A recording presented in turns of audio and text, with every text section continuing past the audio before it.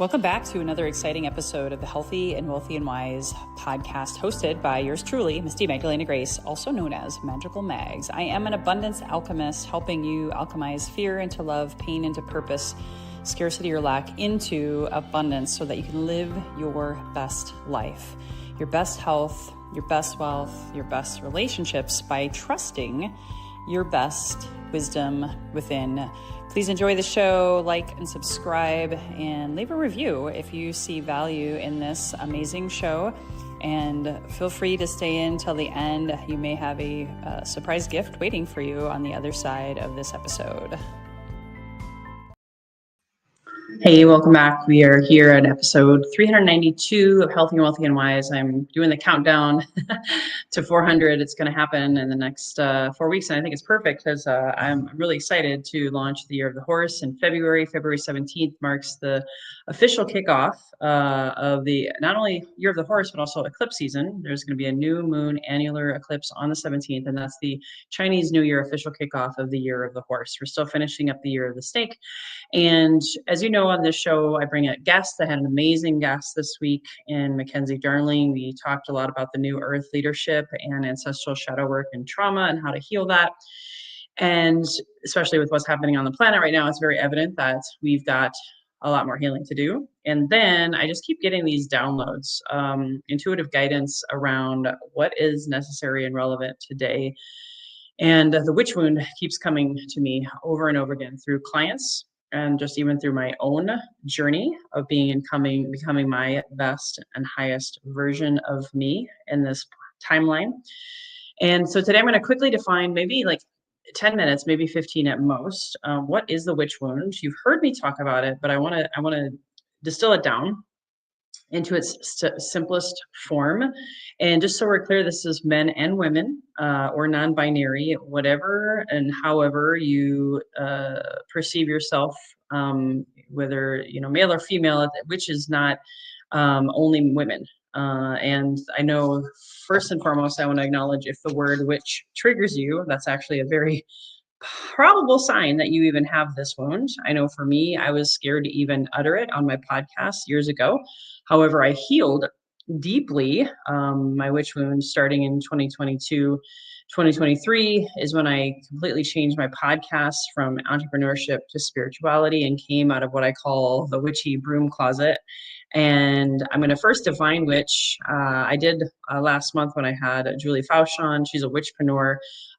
This word is coming back and making a comeback big time now. And more of us are less afraid, or not afraid at all, in my case, to even say the word and even call myself a pagan witch. And that took me 3 years to get to a place of, okay, this is who I am. This is my truth. I'm going to speak it, because I'm no longer afraid of speaking my truth.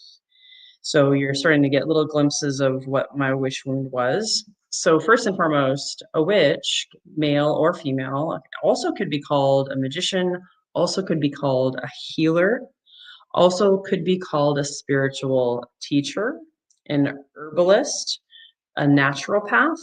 I'm trying to normalize and destigmatize this word. Now, witch doctor, also in ancient times, usually was the local shaman, the local medicine woman, the local healer and teacher of all things natural, herbalism, working in the multidimensional realms, because we're, again, 60% energy beings, 30% mind, and 10% physical.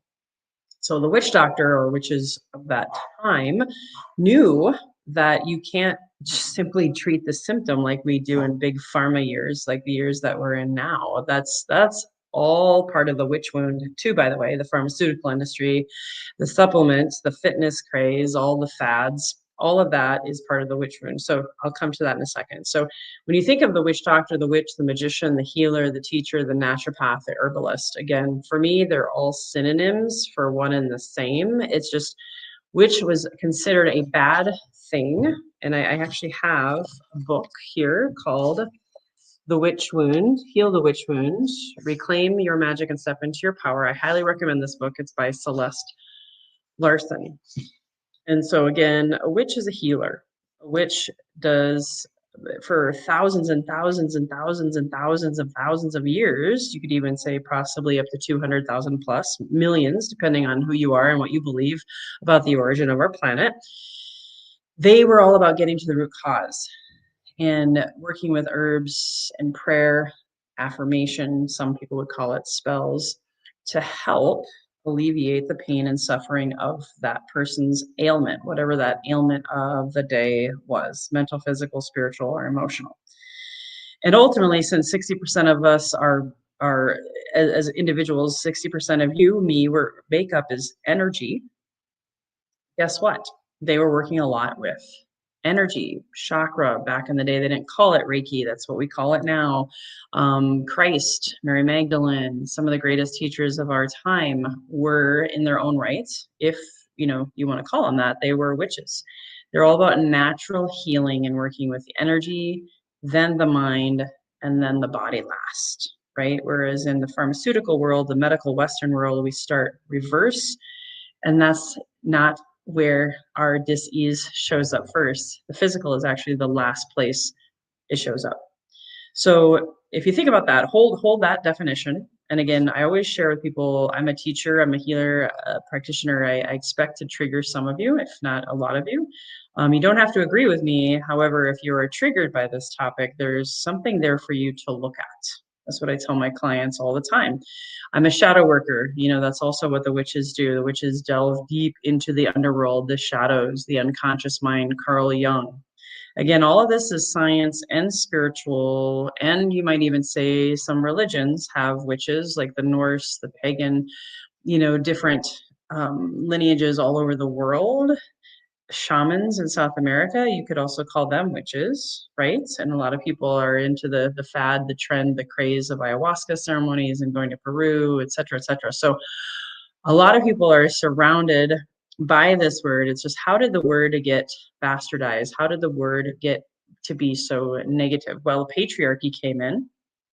The church, Romans, religion, toxic masculine energy that started in the time of, and actually before Christ, in the medieval times. I'm going to read something too here from this book, just to give you context of the witch wound and where it started. So between the 15th and 18th centuries, tens of thousands of individuals throughout Europe were executed for the crime of witchcraft.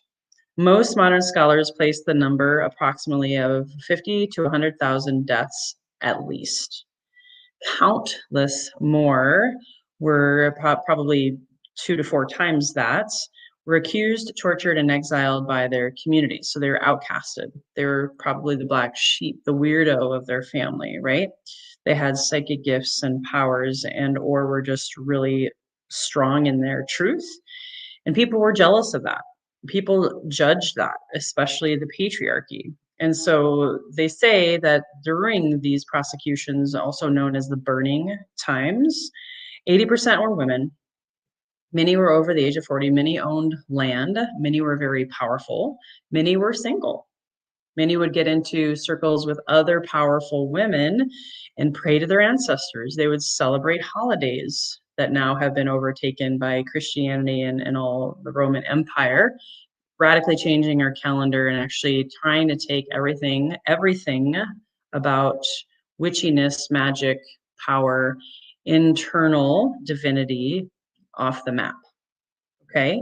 So when you're killed for something that actually is harmless, is actually helping your community, when you're killed for standing and speaking in your truth, when you're burned at the stake and raped and mutilated and left for dead or tortured for your gifts, the whole goal there is patriarchal power over shutting you down. And unfortunately, that dies with you. I've studied ancestral trauma. Epigenetics has proven history repeats itself. Why? Because we are recycled and we come back and we bring it, and or it stays in the land. The first execution, the first burning time started in Germany. My heritage. And so then you think of Nazi Germany, lots of things repeat itself in different certain parts of the world. We're having what I would call technically a witchy burning times now here in America with what's happened in Minneapolis and Portland and all over. It's trying to shut people down. And again, it's patriarchal, toxic, masculine wounding, power over, that is repeating itself because it's happened before. This book is an example of that. And so I don't want to get into it because it's pretty intense, and I do acknowledge that this topic isn't for the faint of heart. However, when I hit rock bottom with addiction and autoimmune disease in my throat, and then eventually got to a point where I started seeing shadows and things, and other people started really developing my psychic gifts and my intuitive abilities and reclaimed my power. It was liberating. It brought so much joy, so much happiness, so much peace, so much self-love, forgiveness, and compassion into my life. Helped me heal a lot of addictions and afflictions, helped me cut a lot of karmic ties. It gave me the courage and the ability to file for divorce and move on with my life as an independent woman. If you're a man and this also resonates, I want to just kind of encompass non-binary, anyone and everyone. I want to read to you some of the other symptoms. I've already shared with you some of mine: autoimmune disease in my throat. I actually had gut health issues most of my life.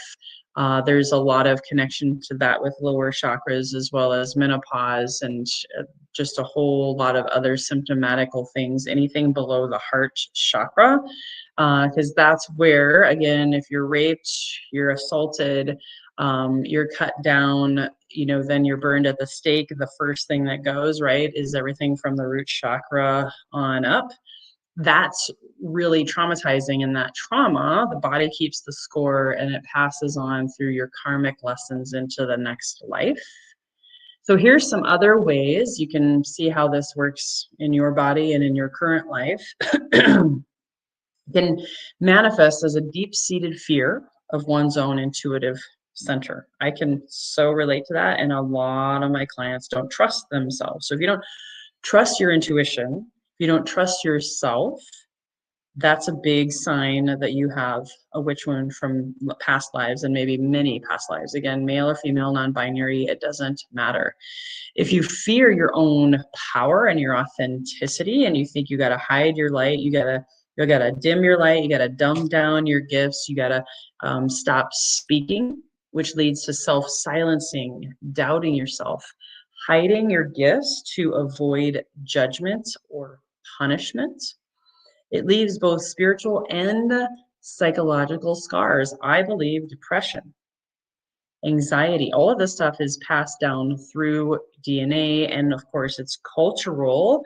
So maybe you weren't witch burned at the stake. Maybe you had a witch in your family and it was your mom and you lost her in a past life. That trauma is also passed down through you to you. Because when you heal yourself, you heal your generations before you and your generations behind you, and you also heal the collective. As above, so below, as within, so without.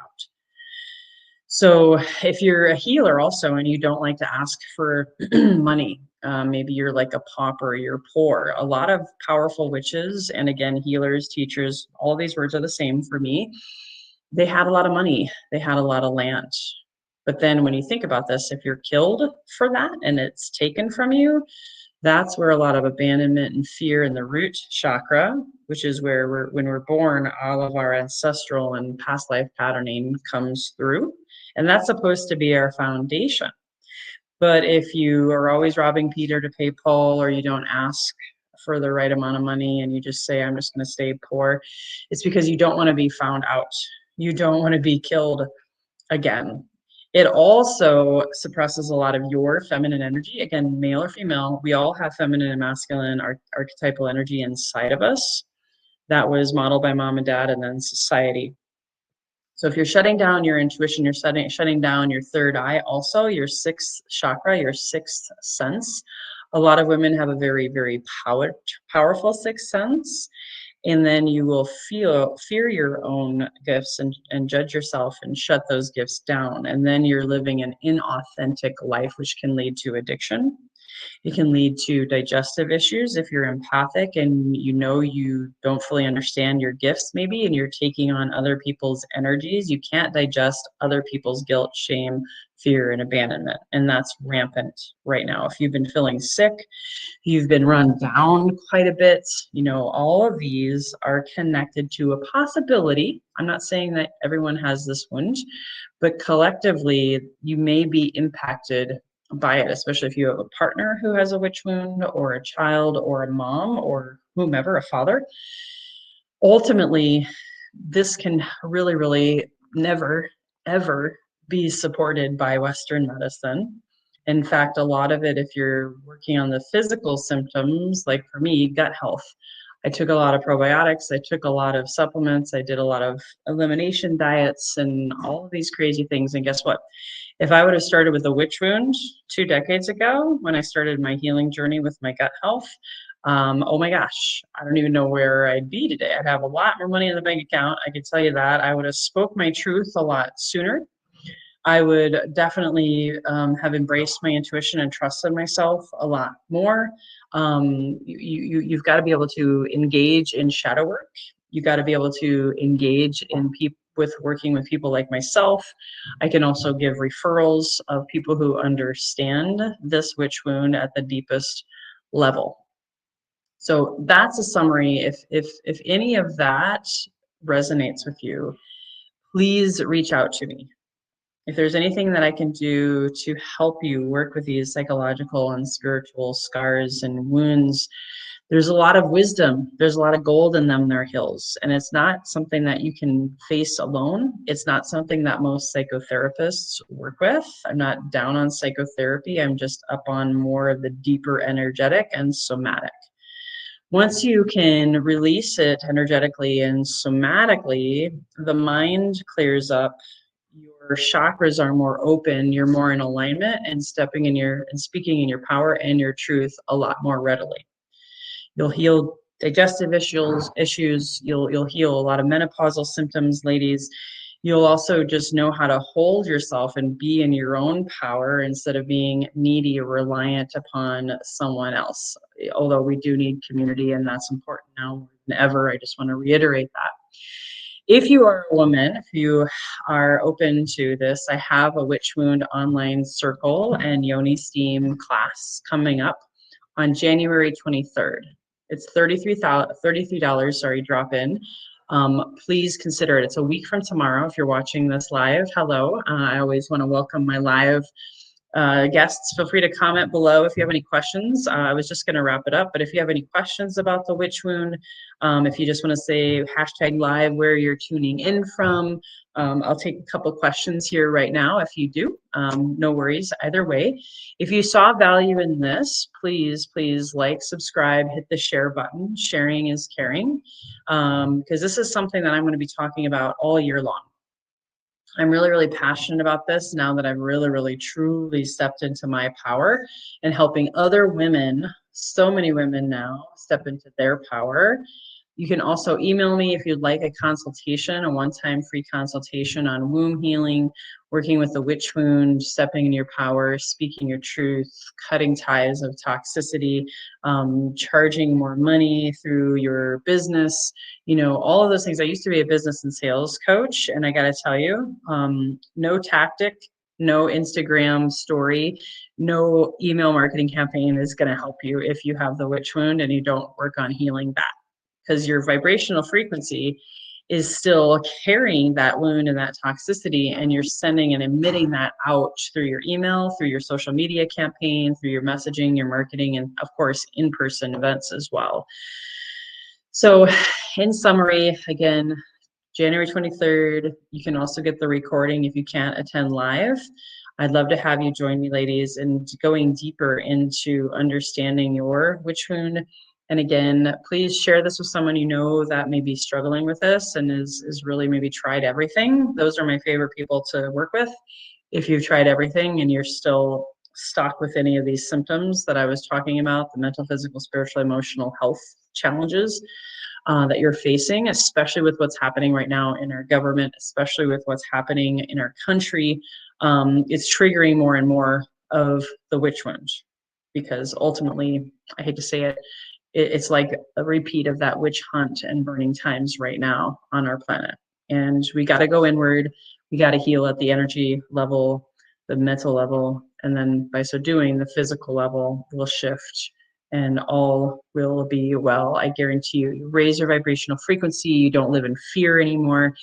A lot less things phase and trigger you, and you'll just be a happier, healthier, more magical version of you when you embrace this. You don't have to call yourself a witch, by the way. You don't have to even believe that you're a witch. It could also be connected to the religion wound or the cultish wound. Cult, religion, and witch wound are all have a lot of very similar lower vibrational density and energies that hold you hostage and stay stuck in your body and stay blocking your chakras. So anyway, feel free to comment below. What did you like best? What did you learn? As always, I went a little longer than I anticipated, but I hope you saw value. And please don't suffer in silence. Please, when in doubt, reach out. If you have any questions, email me at info@magdalenagrace.com. And I'll be back tomorrow for my January 2026 new moon first runes reading of the year. I'm going to do a longer set. I'm going to be doing a whole 2026 preview energetic prediction with the runes tomorrow around 1:15 Pacific time. So hopefully you can tune in. Until next time, everyone, here's to your best year ever. Here's to your best health, your best wealth by trusting your best wisdom within, just really healing those shadows, raising your vibration, and creating a magical, mystical life this year. I wish you all the best. Bye-bye for now.